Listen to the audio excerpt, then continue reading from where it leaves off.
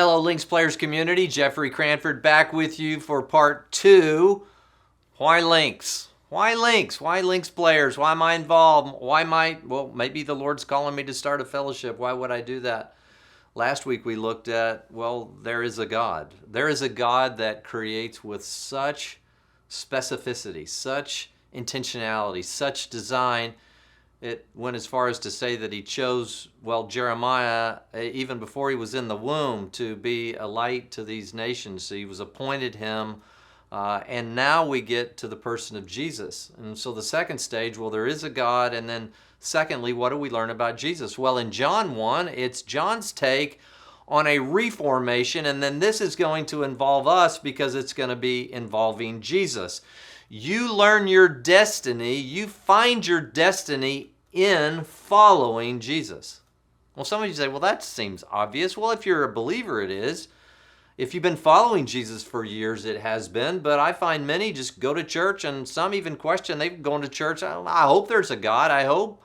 Well, Jesus, I kind of try, he's a moral teacher, try to kind of figure out and find a way to follow him in some way. The best I can, I try to, I have a WWJD bracelet. I try to kind of be like Jesus, or at least what I know of Jesus.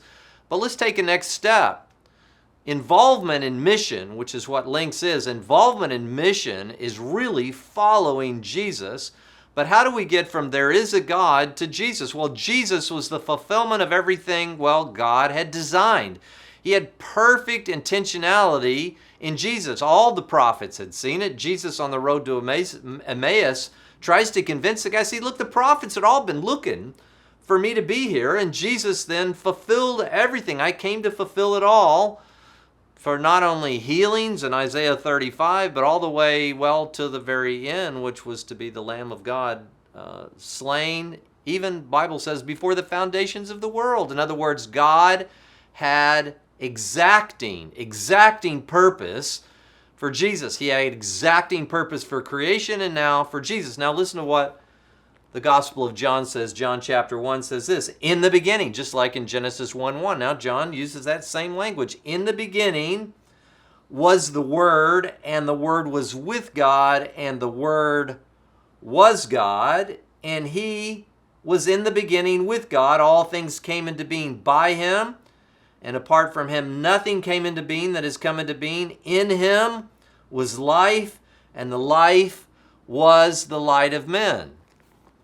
Took on human flesh. The Word became flesh and dwelled among us, he goes on to say in verse 14. So, Jesus is the life of God. God brought Jesus in. They were part of the Godhead, this beautiful cosmic dance before even time and space existed. And then Jesus took the form of a man, even the form of a bond slave, so that he might bring life and light to all men. Now, what does that have to do with us?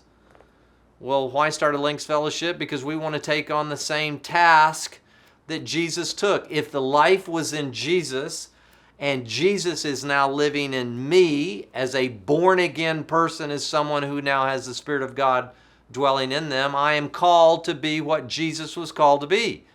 Life and light. Even there's a cultural mandate. You can go all the way back to the garden, and you can see this priestly call, this intercession for people, and now it says that we're a royal priesthood, a holy nation in 1 Peter.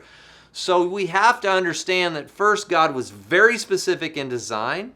He was very specific in exacting on Jesus and His purpose. And if Jesus is now living in us, it's very specific in exacting what He's called us to do. Ephesians goes on to say that He's prepared some works before the foundation for us to walk in. Why did I even start in this? Why did I start in golf ministry? It sounds so crazy. Well, because I believe that God was calling me to do that. I didn't understand the fulfillment of that or the fullness of that 20 some odd years ago.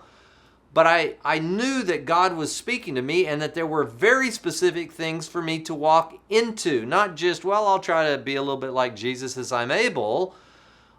Very specific task for me to walk into. Again, now the question is begged, how about you? What specific task does the Lord have you to walk in? Why? Again, we have to ask questions.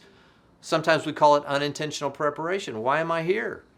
Why do I love golf? Or why am I part of the devotional? Or why am I even watching this? Those are questions I'm constantly asking. I'm not trying to talk you into anything. I'm trying to connect the dots, maybe us with you or you with others, even at your own club, or even maybe it's a mission independent of Links. All these things still apply. What is the Lord calling you to do now that Christ lives in you to be the life and the light of men? In Acts 13, in closing, Paul said the same thing to that early believing Jewish community. The Lord has called us, those early believing Jews, to be a light to the nations. That's a messianic prophecy. How could he apply Isaiah 42 to the believing Jewish community?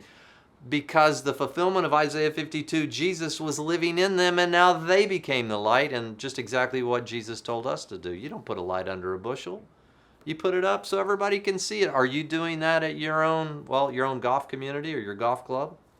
Has the Lord called you to do that? Those are questions we'll continue to ask over the coming weeks.